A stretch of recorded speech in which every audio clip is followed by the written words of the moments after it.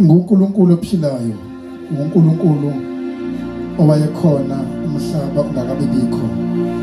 Amazulu alawulwa nguwe, umhlaba ulawulwa nguwe. Emini Baba ongcwele, siyavuma ukuthi wena uphezulu kakho konke. Zonke izinto ziyodlula, kodwa uyoma kuze bephakade. Baba ongcwele, siyathandaza egameni lika Jesu. Sibonga amandla nenkazimulo yakho. Sibonga amandla avela kuwe. Impela uNkulunkulu ongazeli ongalali. uNkulunkulu Baba ongcwele athi uJeremiya wasebenzela okuhlalelayo. uNkulunkulu wezwi lakhe, uNkulunkulu wamandla. uNkulunkulu athi uDavide, uma ngibheka phezulu ngibuka ilanga nenyanga nezinkanyezi, athi umuntu beyini ukuba umkhumbule kanjena. Wena uNkulunkulu ongajiki longaguqukiyo, uNkulunkulu oma ezithembisweni zakhe. Baba ongcwele, uthi uPaul ezakho izithembiso noma ziningi kodwa zingiyebo zingu-amen. uNkulunkulu oyifezayo izithembiso zakhe, uNkulunkulu olihloniphayo izwi lakhe. Yonke into isho ngezwi lakho uyayenza. uNkulunkulu ongenayo injabuliso kubantu bakhe, uNkulunkulu oma nebandla lakhe, uNkulunkulu oma nabantu bakhe njalo. uNkulunkulu Baba wethu ongcwele, uNkulunkulu wethu namandla onke, elithi izwi lakho usuku olulodwa kuwe lifana ney'nsuku eziyinkulungwane. Baba wethu ongcwele, iy'nsuku eziyinkulungwane kuwe ziyafana nezolo selidlulile. uNkulunkulu omangalisayo, sikunikeza udumo nenkazimulo yonke egameni lika Jesu waseNazaretha. Siyabonga Moya Oyingcwele, sinikeza udumo uNkulunkulu wethu namandla onke. Sila kule ndawo, siyabuza ubukhona bakho. Siyabonga Baba ongcwele egameni lika Jesu. Asimshazana kakhulu Moya Oyingcwele, simbonge. Haleluya. Asimshazana kakhulu Moya Oyingcwele, simbonge for the Holy Spirit. Asimshazana kakhulu Moya Oyingcwele, simbonge. Asimshazana kakhulu Moya Oyingcwele, simbonge. Asimshazana kakhulu Moya Oyingcwele. Let's give thanks for the Lord. Give thanks for the Lord Jesus. Asimshazana Moya Oyingcwele, simbonge. Hallelujah, hallelujah, hallelujah. Glory to Jesus. Hallelujah. Sihlala phansi bazalwane ebukhoneni benkosi. The presence of the Lord. Hallelujah. Ngithatha lithuba ngicela nibingelela. Let me take this opportunity ngibingelela umgcwatsho kaNkulunkulu, uNkulunkulu ambekela and praise the anointing upon the man of God that has been trusted in this place, uNkulunkulu amthembe ngalomsebenzi amnikeze wona. trusted with this vision.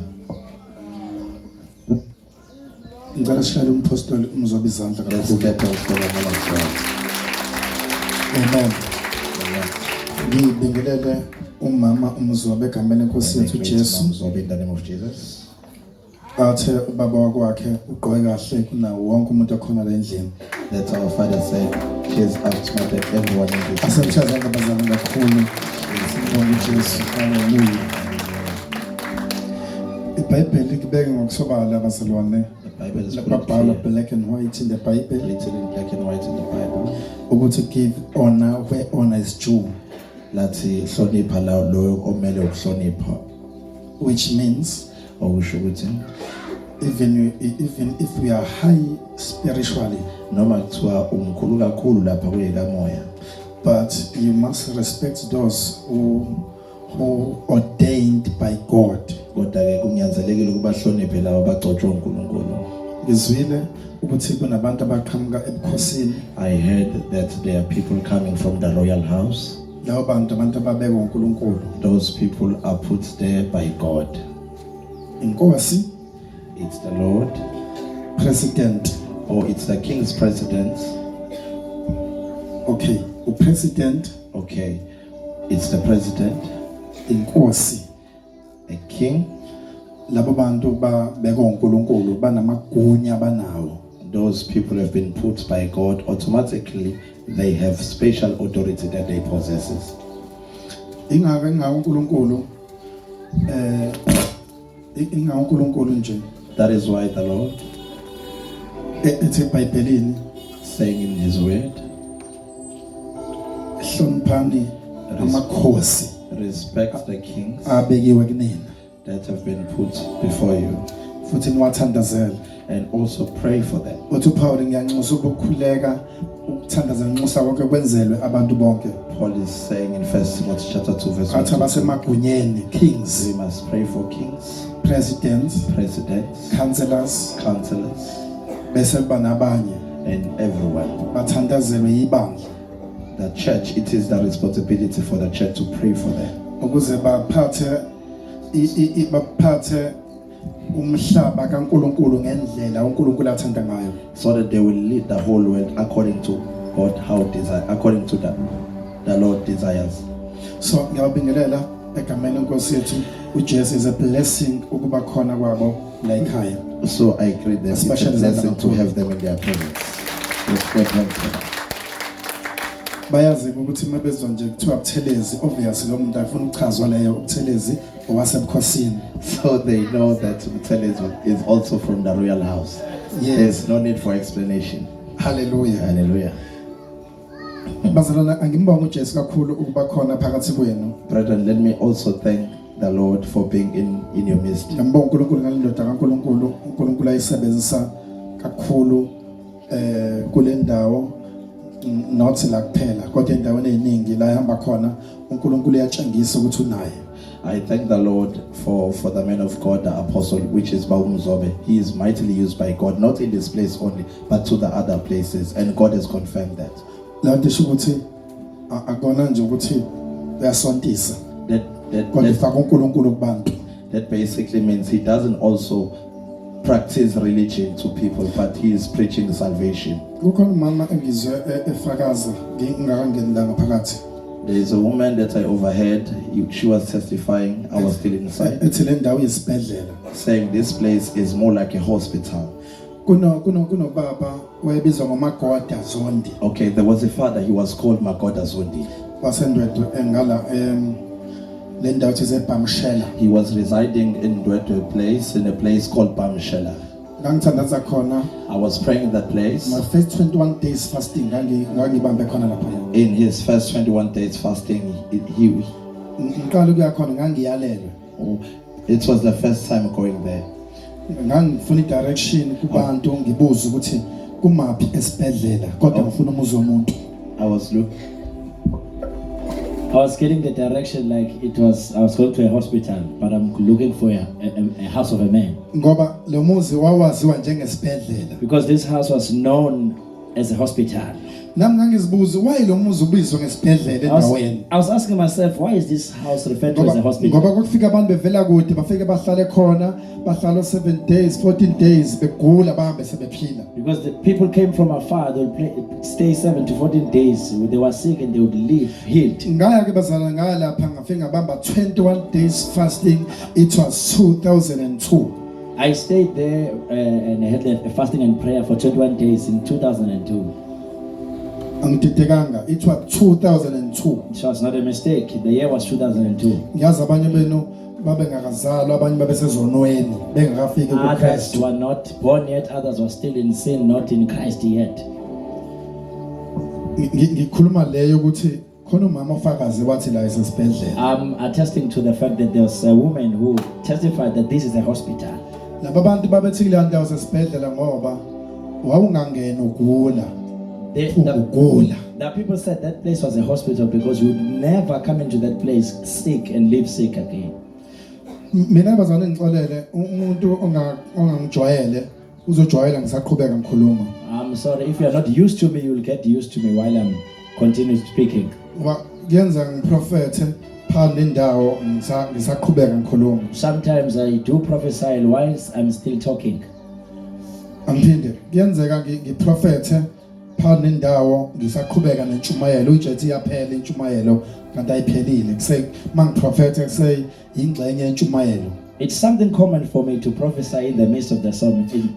uNkulunkulu ngipha amehlo kamoya okubuka izinto abantu abangaziboni. God has given me a special set of eyes, spiritual eyes, to see what others don't see. Kwesikhathi bengisaba ukisho lento kudala ngitshela ukuthi ngizothi mangitshela abantu bangangikholwa baze bayikholwe into ngoba seyenzekile. before I was afraid to say these things that I saw because I was thinking they will not believe me and believe me when it has occurred. Kodwa uNkulunkulu ungenzela umsa ayikho into engeke ngayikhulunyiswa umoya ingcwele ongayifakazela. God has given me a special grace. There's nothing that I've spoken or the Lord has caused me to speak that the Lord has not testified to. Ingakho isikhathi ngithi abantu ababhale phansi futhi mina anginqene ukuthi mangithi uzophila ungaphili mangabe ubonzi ngeke uphile noma uthi ngifuna ukubona uqinisile yini mina nginqene ukutestwa kukaNkulunkulu. I don't mind if I say you're going to mina ngisho ukuthi umukholwa wena uzophila. I don't say if you believe you're mina going ngithi to uzophila ngoba iBhayibheli lithi siyobeka izandla kwabagulayo baphile. I say you are going to get healed because the Bible says we shall lay hands on the sick. Lezindlela mina ngicikile ekukholweni kwakho ukuthi ulikholwa kangakanani iBhayibheli. In other words, I'm not reliant on your faith how much you believe. Mina ngisho ngisho into ebhaliwe umuntu uyibhalile into ayenza. What I say what is written. If it is written, the Lord manifests it. Ukuthuka uNkulunkulu ukuphika into ayibhalile. Is to swear God to come against what He has written. Yonke into esho uNkulunkulu ezwini lakhe uyayenza uNkulunkulu. Everything that is written in God's word, God attests and does it. uNkulunkulu uhlonipha izwi lakhe. The Lord respects His word. uNkulunkulu uhlonipha abantu bakhe abazokhuluma izwi lakhe ngesibindi. Respect the people. Abangazokutshela ukuthi awuphilanga ngoba ukholwa wena. Who won't say you did not get healed because you did not believe. No, kusho iBhayibheli. No, the Bible says. Lithi iBhayibheli uyobeka izandla uphile. The Bible says that we will lay hands upon you. Lithi iBhayibheli uyodla la ungatshalanga khona. The Lord said you will reap where you did not sow. Lithi iBhayibheli khona bawubeka ingcebo bayibekelele ukuze uNkulunkulu uyanika wena. The Lord said others will store away riches, storing it for you. iBhayibheli libeka ngosobala lithi iBhayibheli uNkulunkulu abantu bakhe banika ifavor. The Lord said God has given His people special favor. Yini favor? What is favor? Ifavor ukwenzeka kwezinto othi muhlela phansi uyibheka ubona kuwona amandla ami lawa. Favor is when something happens and you see it, you say, no, this is not my strength. Ifavor ubona uba kwelinye izinto ungenawo matric. Favor is to be put in a specific Ifavor alendaba le-university. Favor has nothing to do with university. Ifavor alendaba nepeni lakho. Favor has nothing to do with your Ifavor education. alendaba nokuthi udalwe kanjani wakhiwe kanjani. Favor has nothing to do with how you are felt. Ifavor alendaba ukuthi uyamukeleka kubantu noma amukeleki. Ifavor ifohla njengamanzi. Favor has nothing to do whether you are received or not received. It forces itself like water. Nemali bazalwane nami nganingi bama-million mayingena ifavor ayina-value. Even if you may have a lot of money, may be a millionaire, but if you do not have favor, ngoba that has no ifavor value. kaNkulunkulu bazalwane yenza ukuthi yonke into oyithintayo ibe ne-value. Because the favor of God makes whatever that you touch it will have value. kunamasithi angalashwa kodwa ebhalwe kabi kodwa amukelwe ngoba le-favor abukwe afundwe. Even if they are not Glory to Jesus. because of the favor. Ngoba bathe beyifunda Because bathola when they read ifavor kuwona. it, they saw there's favor in those cities. Favor kaNkulunkulu ayidinga amandla akho. The favor of God does not need your strength.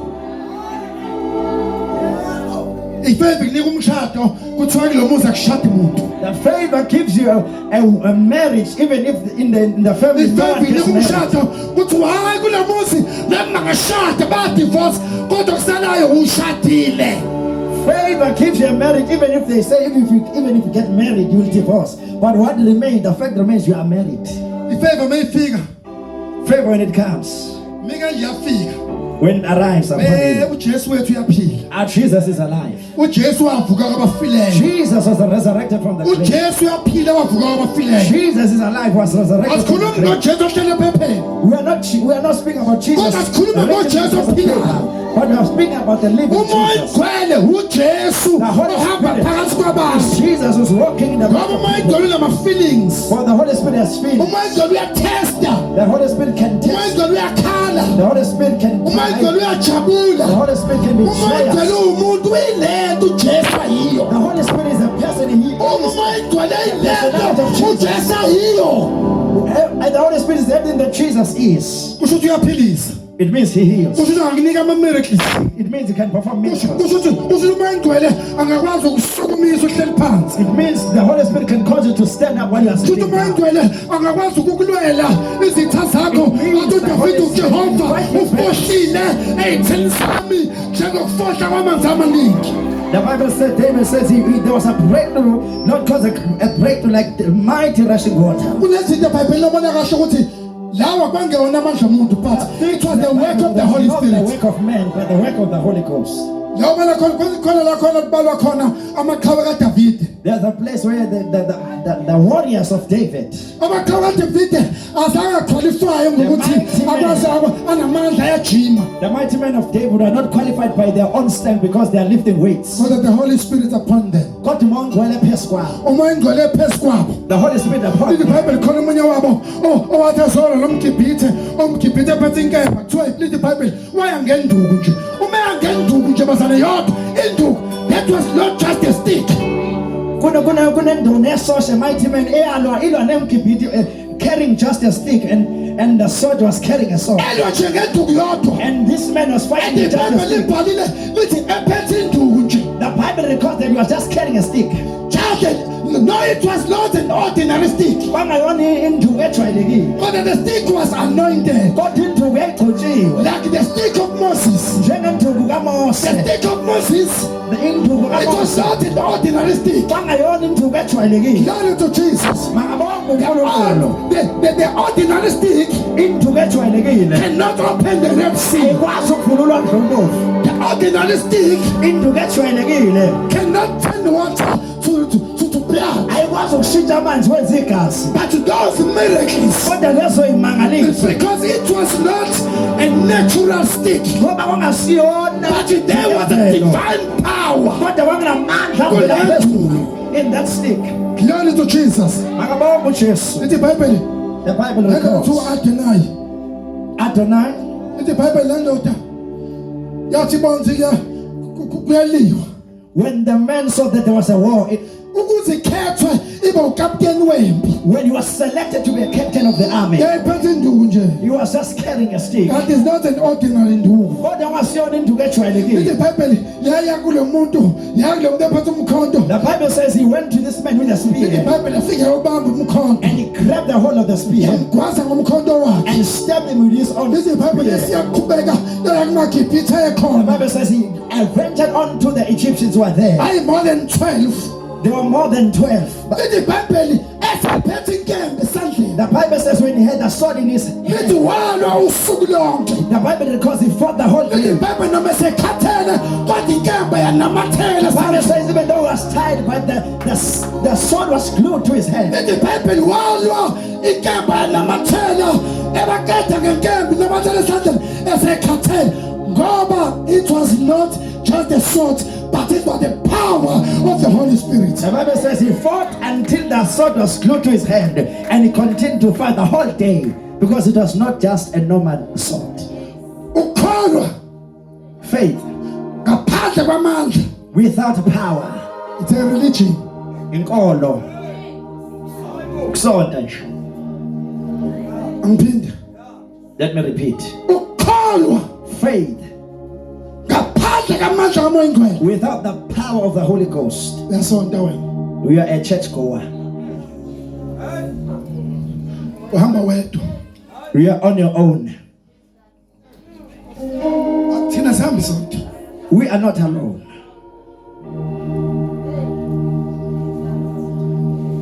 Last week Ngesonto edlule, ngathi ngihambela nje eAdams.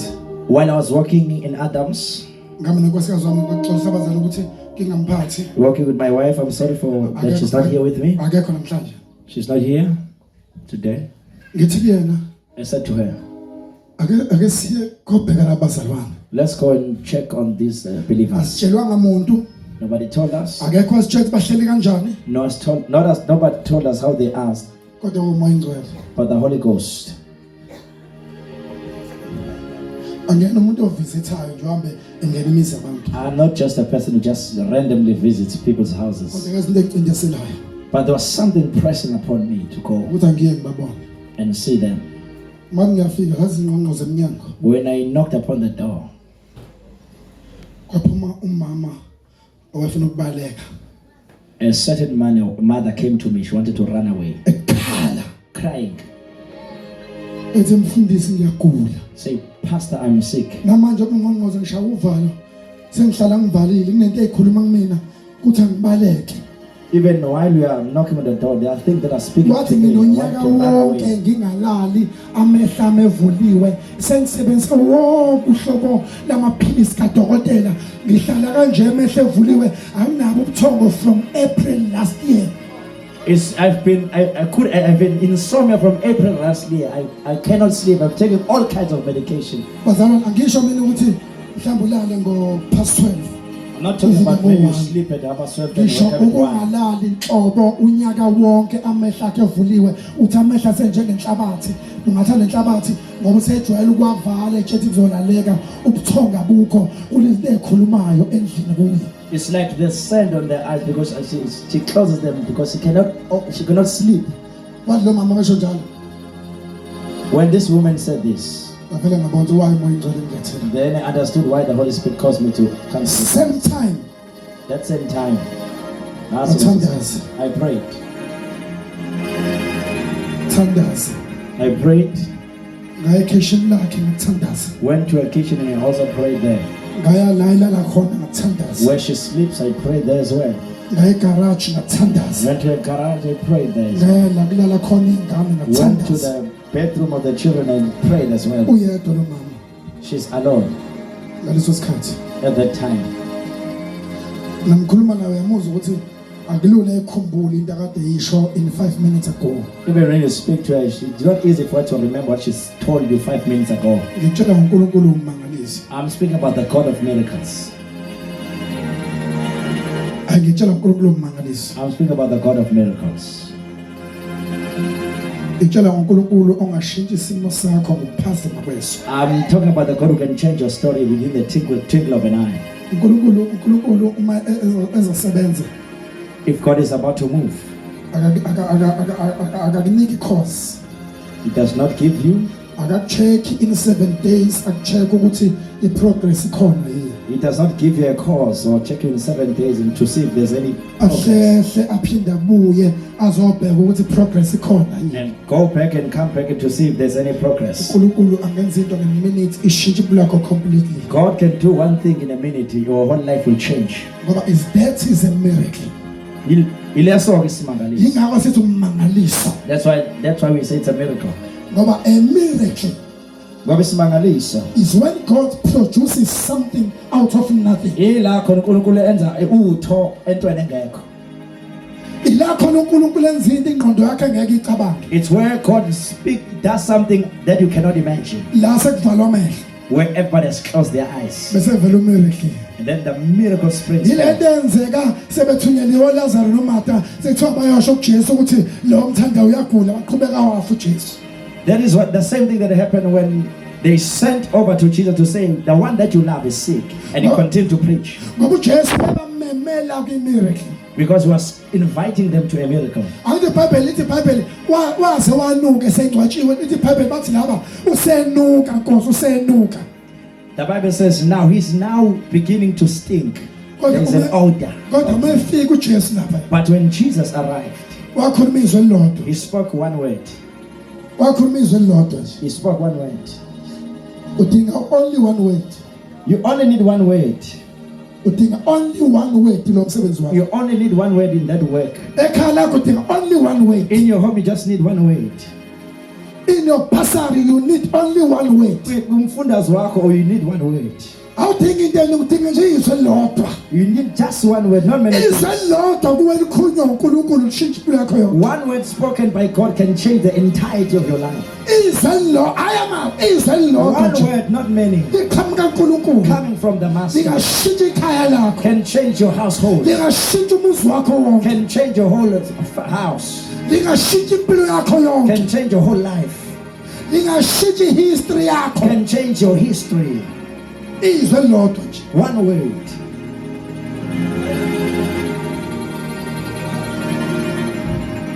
wathi mefika uJesu When Jesus came, kwafika ithuna lakhe lakhiwe edwaleni uLazarus. His tomb was built upon the rock. Kwavalwa kwasebeka isidumbu sakhe. Then the stone was rolled Kodwa uJesu wamemeza and they closed the grave. And Jesus shouted wathi Lazarus and said, Lazarus, wathi vuka. come out. Wasethi uJesu And Jesus said, asiyabonga. he gave thanks. Izinto One of the things, thina esikholelwa kuma miracles us who believes in miracles, asihambi ngokubona. we do not walk by sight. Mawusachuka uthi While you still have a limb, sibonga uNkulunkulu ngehealing. we thank God for the healing. Sithi God, we thank God for this miracle. Sibonga uNkulunkulu, sibonga Ngoba isimangaliso. thina sihambi ngokubona. Because we do not walk by faith. iBhayibheli uJesu wavula bonga. The Bible said Jesus began to Wathi thank God baba ngiyabonga. and said, Father, I thank you, Ngoba ungizwa for njalo. you hear me always. Abantu bakholelwa kuma miracles People nasemandleni live in miracles kaMoya. and the power of the Holy Ghost Kanjalo are like that.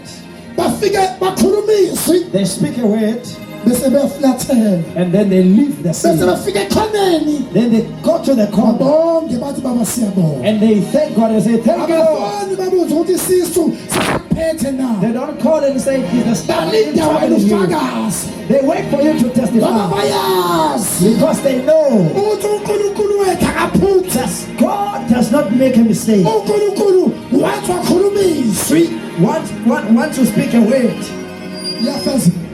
it comes to manifestation. Thandaza. I pray, and Beka pray. izandla lo mama. Lay hands on this woman. Ukhona imthandazo ngesithi masiyenza. There's certain kind of prayer that when we make, Masingena nje emzini wakho. when you enter your house, Sizolwa impi. come to fight a Ngoba battle. khona imthandazo ehlukene. There are different kinds of prayers. Khona umthandazo wempi. There's a prayer called the warfare Khona prayer. umthandazo wokudumisa. There's a prayer of worship. Khona umthandazo wokubonga. There's a prayer of thanksgiving. Uma singene kwakho senza ukuthi umthandazo besebenzo wempi. When we enter your house and we sense that the presence you are making is a prayer of warfare. Kwesikhathi ungatshetha wena siyaqhenya noma mhlawumbe sikubukela phansi. Other times we may think we are looking down upon you. Asiphuze nje amanzi kwakho. We don't even drink water in your house. Asiphuze nje ijuice. We don't even drink juice. Nekesaba lempi siphuma sihamba. Once we sense that it is a war that we are fighting, Sobuya We leave the ngakusasa. house. Sobuya ngakusasa sizodla. we'll come tomorrow to eat. Siyazi masenje njalo senzani. We know when we do it what we are doing. Kadosa. Umama This woman, asayi nje esontweni. she was no longer going to church. Uyakhala. She's Umfundisi nje ephasikeni. Even the Passover. Ngiyingane zami. I'm not going. Ngayijela ngikwazi ngisaba ngisho abantu. I told my Wathi children I'm ekhaya fearful of people. uma kuwispoon suka phansi. If a spoon falls on the ground, Ngilwa nezingane ngoba I find sikhale the children- endlebeni zami ngathi kushayisana imoto. because it makes a noise in my ears like the cars are crashing with each other. Ngibeke izandla lo mama. Prayed, laid hands on this woman. Masahamba. We left the house. Wadlula nje izinsuku mhlambe 5 days. After 5 days, Ngathi ngicheck ifoni yami ngathola imessage ku-WhatsApp. when I checked my phone, I saw a message on WhatsApp. Kade ntombazana umfundisi. This woman said, Pastor, uNkulunkulu wakho wezimanga. you're God of miracles. Uma besingayi esontweni. This woman was in church with us. Uma uvuka ekuseni wawasha. She woke up early in the morning and washed her clothes. Uma babona umakhelwane ewasha eminyango. The neighbor saw her, she was washing her clothes outside. Uma ukwazile ukulala ebusuku. This woman was able to sleep for the first time at night. Uma ukwazile ukukhuluma awazi ukusichaza kubekwenzekani kuyo. This woman was able to explain what was happening to her. Utshethwa inkinga yakhe ngaphezulu kwabanye abantu. Do you think your problem is worse than other people's Awudingi problems? into eyiningi. You don't need many things. Udinga izwi elilodwa from God. You need one word from the Lord Shintsha impilo yakho. to change your story, Shintsha impilo yakho. to change your life. uJesu mase efikile When Jesus arrives, ufika namandla akhe. he comes with his power.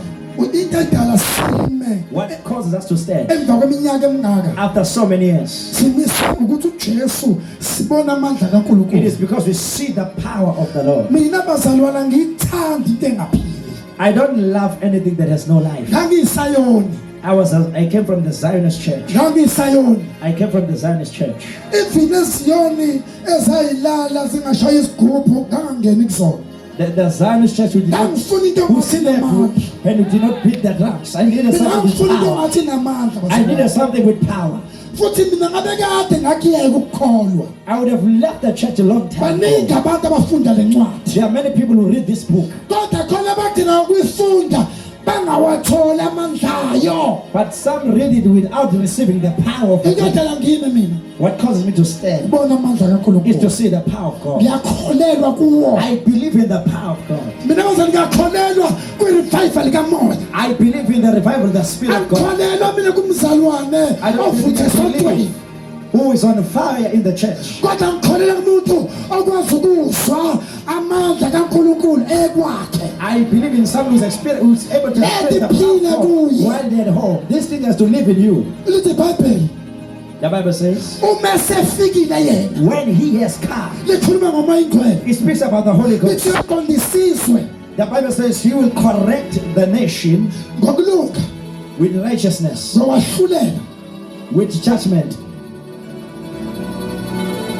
nangokuphenduka and with repentance. usho ukuthi umoya ingcwele uma efika kumuntu It means that the Holy Spirit comes upon a person. umoya ingcwele akuyonto okudlala The Holy Spirit is not a plaything. akona umoya okuphefumula It's not the breath that you breathe. umoya ingcwele akuyona umoya okuphefumula He is not the oxygen that you breathe in your lungs. umoya ingcwele uNkulunkulu ohleli kule nyama yakho The Holy Spirit is God in your flesh. Or upon into your edala flesh. ukuthi umoya ingcwele ungathi akakhulumi kuwe ngoba wena umnika ithuba The thing that causes the Holy Spirit not to speak in your life is because you do not give him an opportunity. umoya ingcwele ufana nengane The Holy Spirit is like a child. umoya ingcwele uyadla The Holy Spirit eats. umoya ingcwele uyoma uyaphuza The Holy Spirit gets thirsty and drinks. umoya glory to Jesus Makabonga uJesu. umoya ingcwele uma nawo wonke ama-feelings onawo wena The Holy Spirit has all of the feelings that you possess. ingakho Paul ebeyala abazalwane That's why when Paul instructed the saints in Thessalonians ebandleni ethi laseThessalonica, ningamcimi umoya and he said, do not quench the spirit. why uPaul ethi ningamcimi umoya Why does he say do not quench the spirit? akasho isivunguvungu He's not speaking about a whirlwind. akasho a nomoya tornado. wesizindlo oCatherine He's not speaking about a tornado or no a tropical usho cyclone. usho uJesu Speak about ephila Jesus umoya ingcwele living. uNkulunkulu la esihlonipha khona ezezingeni lomuntu ayohlala naye ukuze akwazi ukuthunywa umuntu enze into umuntu athi akayenze The Holy Spirit is God who humbles himself to dwell upon man and listen and take the instruction of a man.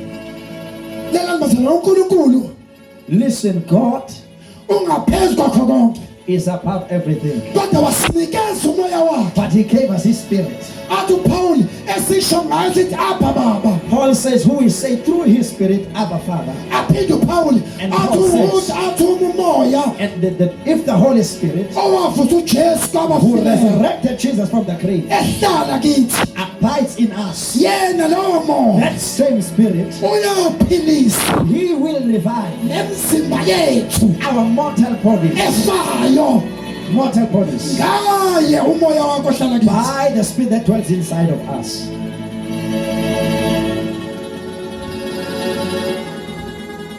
uvuka lo mama This woman got up. uvuzwa yini What caused her to get up? amandla kamangcwele The power of the Holy Spirit.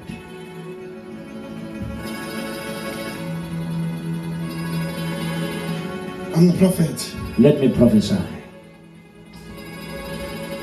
ngibona uNkulunkulu I see God ekuphakamisa ngesivinini lifting you up suddenly. angiphinde ba ngizofakaza ngibona uNkulunkulu ekuphakamisa ngesivinini Elevating you with speed. la phakathi kwenu In your midst. kunabantu uNkulunkulu engibona ebaphakamisa There ebavulela are iminyango people that I see God elevating and opening doors for them. I receive in Jesus' name. ngibona sengathi u2022 I see as if 2022 umoya ngcwele uyangitshengisa The Holy Spirit is showing to me. ngibona izimbali ngibona kuqhakazile I see blooming flowers. kungathi isento asahlobo It's like it's in spring. ngithi mina umoya ngcwele wayengibone ngishumayela kodwa ngibone indawo ngathi izimbali zehlobo uthi uNkulunkulu no ingenqo njengamanje lana kunejoy ngoba uNkulunkulu menza njalo kunezinto zabantu ezinetha njengemvula. When I'm asking the Holy Spirit about what I'm seeing, he says because there's joy in this place. There are things that are raining, coming down like rain. ngibona umoya ngcwele ephethe iduku. I see the Holy Spirit carrying kunabantu a ngibona book. ebasole I see tears being wiped away. umjuluko kanti basole inyembezi. I thought it was sweat, but it's drying their ngibona tears. umoya ngcwele usula abantu inyembezi. I see the Holy Spirit drying people's tears. Sasezami inyembezi I don't know zakho why you have cried these tears. ngoba nawe ngawusasezami Because you did not know kodwa mine. ngibona umoya ngcwele ehamba esula abantu. But I see the Holy Spirit drying people's tears away. Sephelile ukukhala kwakho Your tears are gone kodwa away. uNkulunkulu ngibona ngimbathisa ingubo I see the Lord covering you with a new garment of joy. uNkulunkulu ngibona esisusa ingubo yosisi I see kodwa you ngimbathisa removing the ingubo garment yenjabulo. of anguish and turmoil and clothing with a garment of joy. ngibona a jubilee celebration. Ngibona ukujabula kwejubilee. ngibona abantu bejabula. I see people rejoicing. ngibona ukujabula kokunqoba. I see the joy of conquering abantu ekhomba bethi inkosi unqobele la and saying that you have caused me to inkosi conquer here. unqobele la You've caused me to conquer here. inkosi unqobele la You've caused me to conquer here. sunqobele la. You've caused me to conquer this. asifundele verse bese siyathandaza. Let's read the verse and then pray. It's chapter 10 Isaiah Isaiah chapter 10.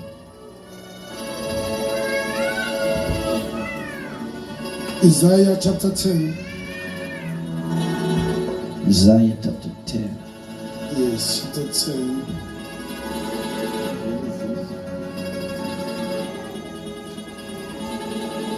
Again, shayela izandla uTolika. Let's clap hands for the interpreter. Ngiyasho ukuthi akuyena uTolika nje wasenkantolo. You can say that it's not just the interpreter of the court, Kodwa umshumayeli. but it's a preacher.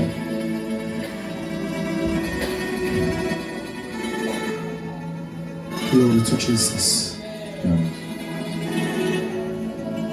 Ake sifundele chapter 10 verse 27. Isaiah chapter 10 verse number 27. It reads, funda kanje. Kuyakuthi ngalolo suku Kuyakuthi ngalolo suku umthwalo walo ususwe emahlombe akho nejoka lalo entanyeni yakho. kuyothi ngalolo suku umthwalo Walo walo ususwe emahlombe akho. iJerusalem ususwe amahlombe alo nejoka libe njani Lisuswe emahlombe entanyeni yakho. nejoka lisuswe Entanyeni yakho. entanyeni yakho. Yes. kuyokuthi ngalolo suku In that day, iluphi ke lolo suku which is that day? iluphi usuku lamajoka What is that day of the burden? iluphi usuku la khona uNkulunkulu ezosusa imithwalo yabantu What is that day that the Lord will remove the burdens upon people? iluphi lolu suku aprofetha ngalo Isaiah Which is this day that Isaiah the prophet is prophesying about? ngoba lana babekade behlushwa yiAssyria Because in this place they were tormented by the Assyrian nation. base beweak They were weak. basebenza into ethandwa yiAssyria They were doing whatever the Assyrians wanted them to do. uma bethi abahambe baguqa ngamadolo babehamba ngamadolo If the Assyrians said they must walk on their knees, they would do that. uma bethi abadla umhlabathi babeguqa bedla umhlabathi If they said eat the dust or the sand, they would do that. kodwa uthi uIsaiah eprofetha But when umprofethi Isaiah the prophet prophesied, kuyathi ngalolo suku it will come that on that day, ijoka the yoke liphulwe shall be broken. amanye amaversion athi liphulwe Other version says it shall be destroyed emahlombeni from your shoulders.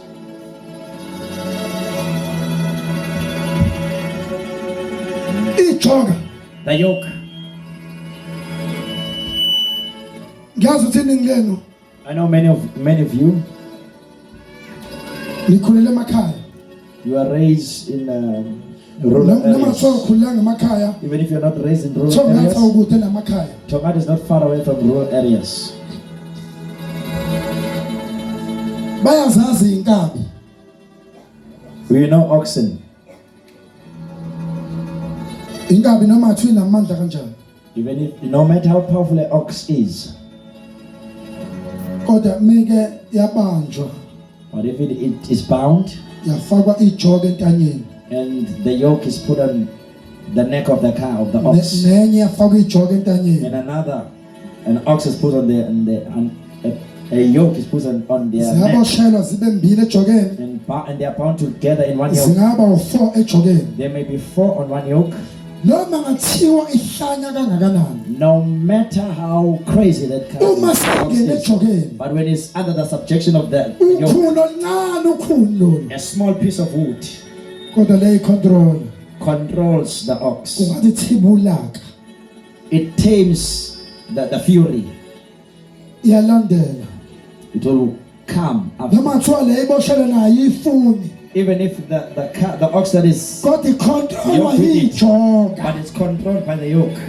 as long ijoka sentanyeni As long as the yoke is upon the shoulder, izoya la umlimi efuna iye it will khona go in the direction that the farmer wants them to go in. icontrolwa umlimi It's not controlled by the farmer, kodwa icontrolwa yijoka elisentanyeni but it's controlled by the yoke in the neck. noma ngabe iyazama ukuba flexible ngomzimba ngendlela It may eyithandayo be tried to be flexible with the body the way they like, kodwa uma kunejoka but it's the lisentanyeni yoke upon the neck. ayikwazi ukwenza umathanda It cannot do as it likes. yenza intando yomlimi It does the will of the farmer. noma ngabe iyathanda ukungcebeleka It may like to run about ishawa umoya and experience the as long the will. ijoka lisentanyeni But as long as the yoke is upon the neck, ayikwazi ukwenza umathanda it cannot do as it likes. kunento eshiwo ujesu ngejoka That's something that Jesus speaks when he uthi speaks about the ujesu yoke. ijoka lami He lilula says, my yoke is light.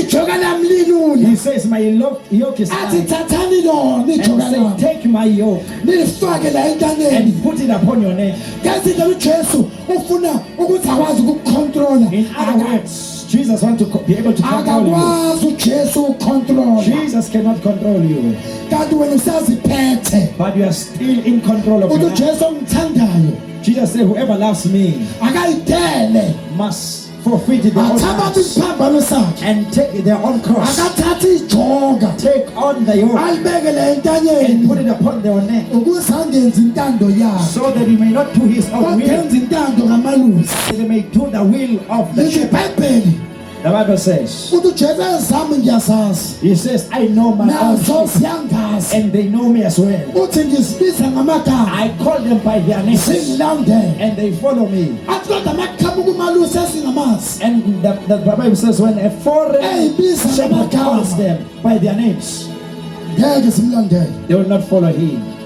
kodwa la But in this passage of scripture, Israel in Israel, ijoke lama-assyria the yoke of the Assyrians, ama-enemies the Izita, were all over zagcwele yonke indawo. abejabule emahlangene kanje They will rejoice when we are in. They would rejoice if they are in a congregation or a service like kunabantu this. abane-peace uma sihlangene kanje There are people who are in peace when they are in the church kodwa service. i-peace ivalelisa mese saqhawulana zahlukana But the peace leaves whenever we say goodbye. They will shout. usathane uyakwazi ukuthi ngimbamba la The devil knows I'm going to uyakhululeka find them uhamba here. You can be free and go, uma sufika but when you come athi usathane ejokeni and say back to the yoke, yini ijoka la what is the yoke? ukhululeke You'd be free, uzelekhetha abazali bengasekho but immediately when the brethren are gone away, njengoba njengamanje sikwi-festive season at this time in the festive season, usathane ulakhile nje ijoka njengamanje the devil has concocted a yoke. kunejoka nje lamakholwa There is a yoke for believers. kumanje nje liyakhiwa Now it is being concocted. awukade ungaphuzi the whole year There's a people who do not drink the whole year. ungaphuzi ngisho iwayini Do not drink even wine. kodwa manje ngikhuluma nawe nje ijoka But liyakhiwa now as I speak, it's being concocted and built. ijoka liyakhiwa nje The ngikhuluma yoke is nawe being built.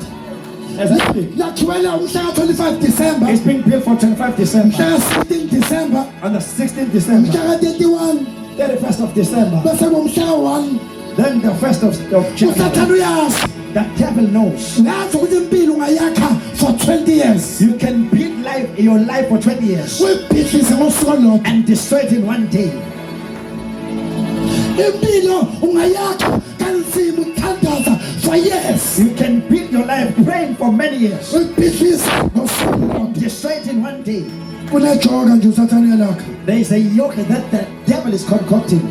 lalela Listen, usathane the devil akanawo umzimba does not have a uwumoya He is the spirit. ujesu Jesus akanawo umzimba does not have a body. uwumoya He is a spirit. ukuthi ujesu asebenze In order for Jesus to win, ufuna umzimba he requires a body. ukuze usathane asebenze For the devil to ufuna win, umzimba he requires a body. ijoka kumanje liyalungiswa A yoke is being prepared. umzimba kuphela The manje devil is just requiring a umuphi body. umzimba ovandalize Which body is vulnerable and vandalized? umuphi umzimba ongasazi position yawo Which body does not know its position? umuphi umzimba ongasazi ivelu yawo Which body does not know its value? ngoba umoya kodwa ufuna umzimba It's a spirit that requires a body. ujesu umoya udinga umzimba Jesus is a spirit and he requires a body. ujesu umoya udinga your soul Jesus is a spirit, he needs your soul. usathane naye futhi udinga your soul The devil also, he also needs your soul. udinga your senses He needs your senses. Jesus. ngisho lento ke engimnandi Hear this, it's not a nice thing that I'm going to say. I'm praying, you're praying. bona bonke ababuyayo It's not all people who come. uma kwenzekile If it happens, bamuka ne-festive season that the festive season takes them away. abanye bafela kuyona Others die in that state. abanye babuye Others come back from festive season. lelani bazalwane Listen, brethren. lithi ibhayibheli The Bible says, ngamthanda udavide I loved David ngamzonda usaul and I hated Saul. why ngamzonda usaul Why did I hate Saul? ngoba usaul wayekhethwa abantu Because Saul was selected by kodwa men, udavide wayekhethwa unkulunkulu but David was selected by God. uzophika nabantu kanti wokhethiweyo uzophika nabantu kanti You wokhethiweyo are selected by God. uzophika nabantu You will compete with people kanti wena uyisitsha sikankulunkulu not knowing that you are the vessel of kanti God. umprofethi Not kankulunkulu knowing that you are the prophet of the kanti Lord. umvangeli Not knowing kankulunkulu that you are the evangelist of God. udestroy into kankulunkulu ngemininthi And destroy the anointing upon your life in a minute. oyakhe iminyaka That you have built up years. kuyothi ngalolo suku It will happen that in that day ijoka that the yoke iphulwe will be broken emahlombe abo from their shoulders. iluphi lolo suku Which is that day? is the day of the anointing Usuku logcobo. iluphi lolo suku Which day is that day? is the day of the Holy Spirit Usuku likaMongcwele. iluphi lolo suku Which day is that day? is the day of power Usuku lamandla. iluphi lolo suku na What day is that day? usuku logcobo It's the day of the anointing. ugcobo The anointing luphula amajoka destroys the yokes. ugcobo alunendaba The anointing does not care ukuthi umthakathi wagqibani kwakho what the witch has stuck in your house. ugcobo The anointing alunandaba has nothing to do nokuthi wena ukwafakela upoison wadla that you have been poisoned through food. kodwa ugcobo likankulunkulu But the anointing of God amandla kankulunkulu is the power of God, yila mandla futhi ujesu kabafileyo is the power that raised Jesus from the dead. yila mandla besifazane abakhala ngabo phika ujesu ekuseni Is that same power that caused the woman to go to his grave. lithi ibhayibheli besifazane The Bible said the women, bathi behamba while they are walking beyethunela likajesu to Jesus' tomb, kodwa babe balisa were ngaphakathi complaining in their spirit. bexoxa omunye nomunye One was speaking to another. bethi kodwa ubani osikhingelitshe That who shall roll away the stone? babengazi ukuthi kuze usuku logcobo They did not know the day of the anointing is coming. usuku logcobo The day of the anointing lolo susa amatshe apha is the impilo yakho one that removes the stone that are blocking your life. usuku logcobo The day of the anointing yilolo nginandaba ukuthi kwagqitshwani kwakho is the one that has nothing to do with what was buried noma ngabe in your heart. nomuntu owantshontsha ingubo yakho Even if someone stole a piece of your clothes, or your clothes.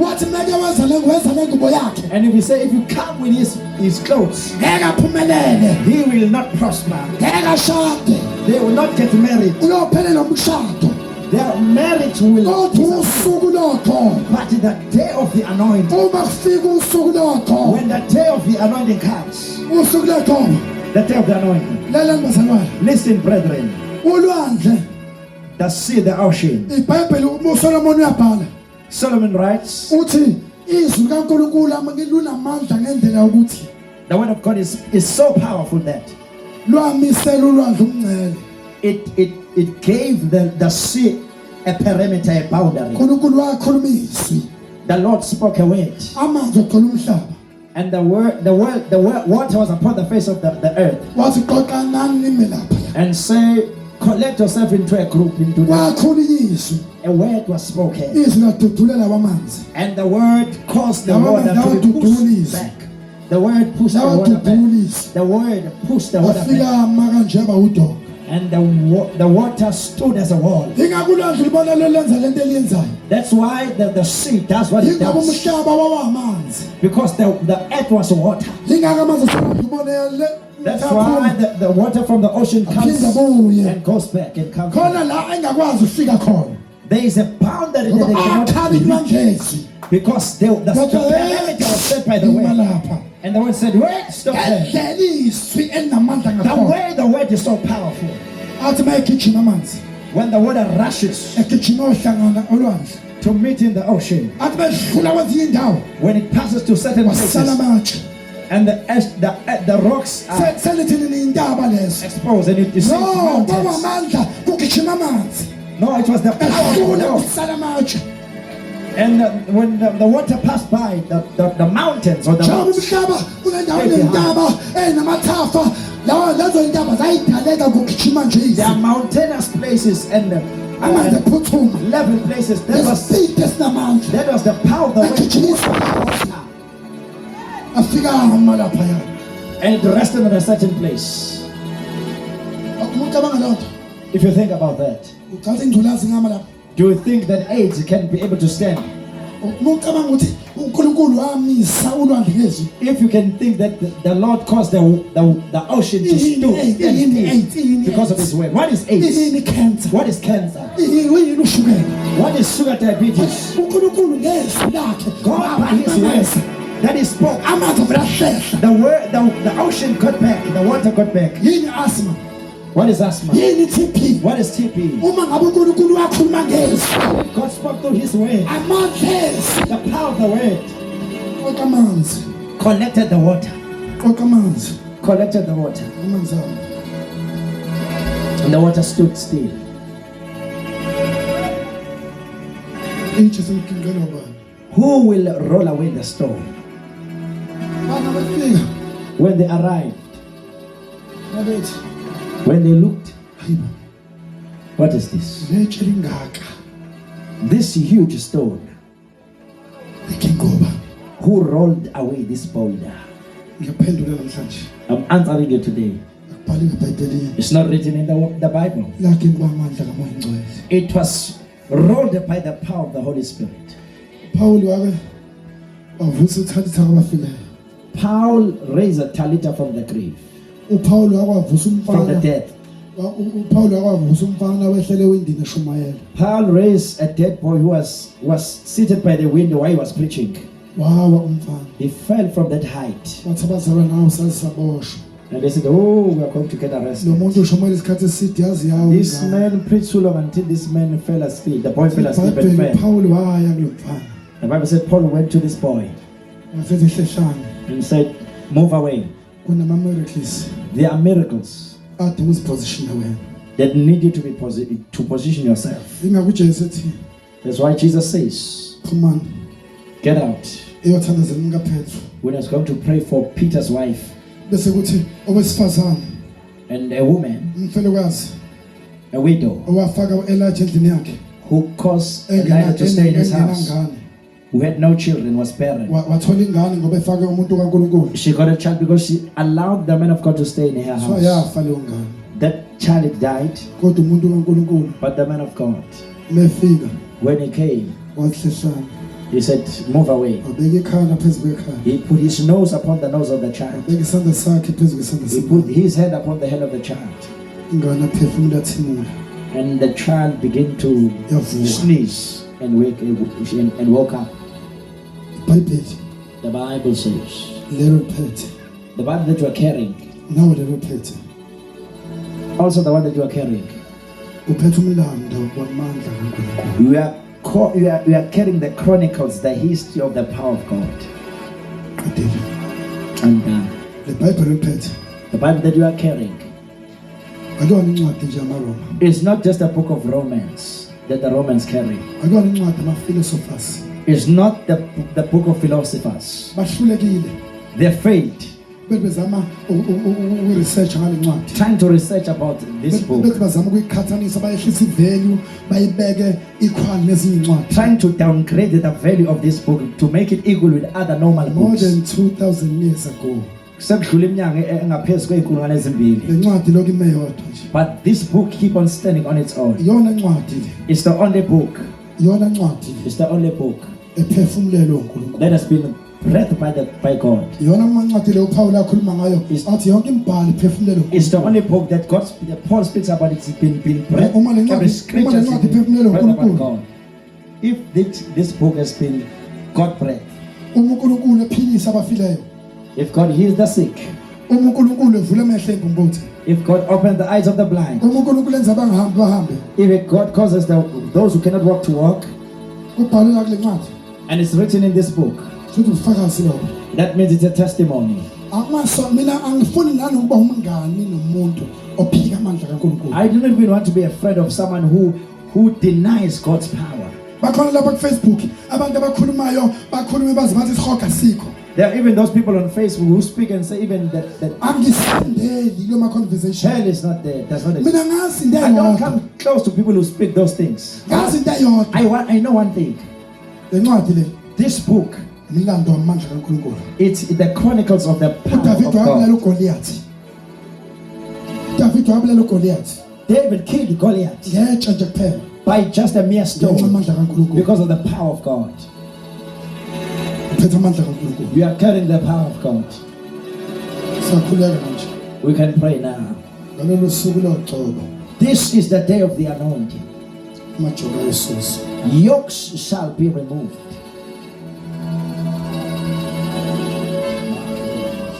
Into obuyisaba What you have been so afraid of, izokuhlonipha. it will respect you after this.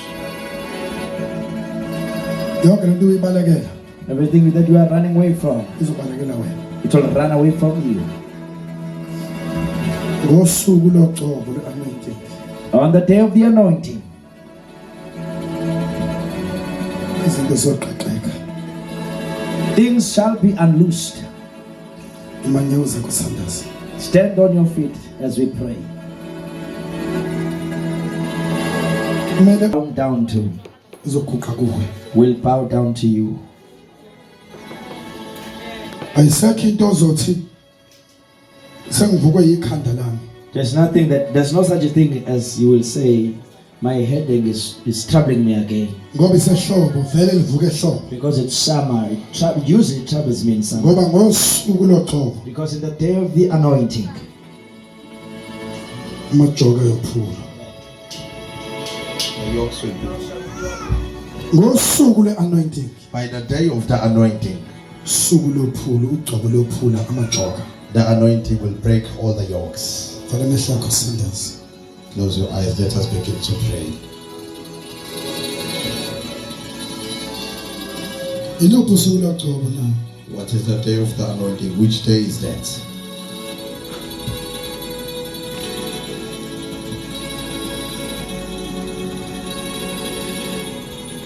ngoba insuku ziyafana ilupho loxolo. Because days are the same. Which one is the day of the anointing?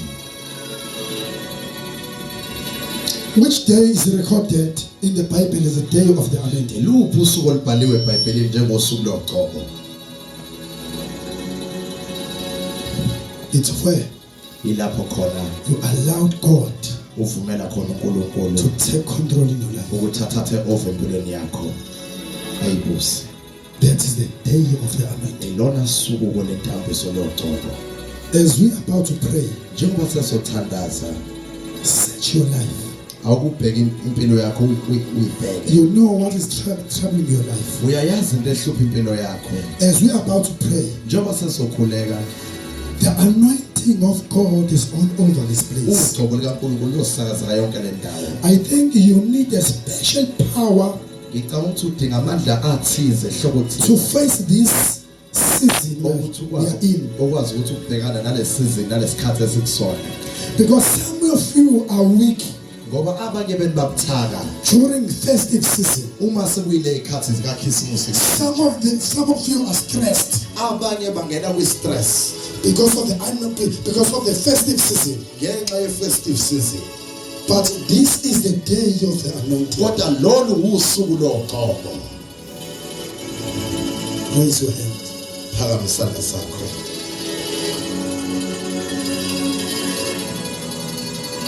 Imupho wakho umthwalo.